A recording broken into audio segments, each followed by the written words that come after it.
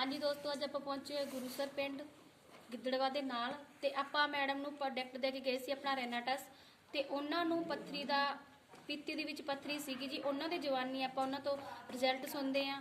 हाँ जी मैम, सत श्री अकाल जी। हाँ जी, तुहानूं जी की प्रॉब्लम सी? मेरे पित्ते च पत्थरी सी जी। अच्छा जी, किन्ने टाइम तो सी?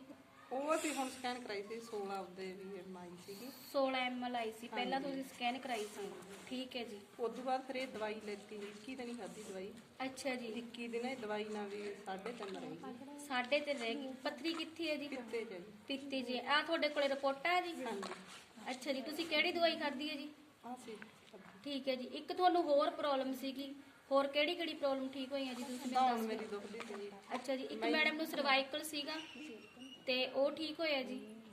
ਹੋਰ ਹਾਂਜੀ, ਜੀ? ਹੋਰ ਮੈਨੂੰ ਨੀਂਦ ਨਹੀਂ ਸੀ ਆਉਂਦੀ ਜੀ। ਬੱਚਾ ਨੀਂਦ- ਮੇਰੇ ਤੋਂ ਨਾਲ ਨਹੀਂ ਸੀ ਪਈ। ਅੱਛਾ ਜੀ, ਹੁਣ ਵਧੀਆ ਸੈੱਟ ਹੋ ਤੁਸੀਂ? ਹੁਣ ਨੀਂਦ ਵਧੀਆ ਆਉਂਦੀ ਆ? ਠੀਕ ਹੈ ਜੀ, ਓਕੇ ਜੀ, ਥੈਂਕ ਯੂ।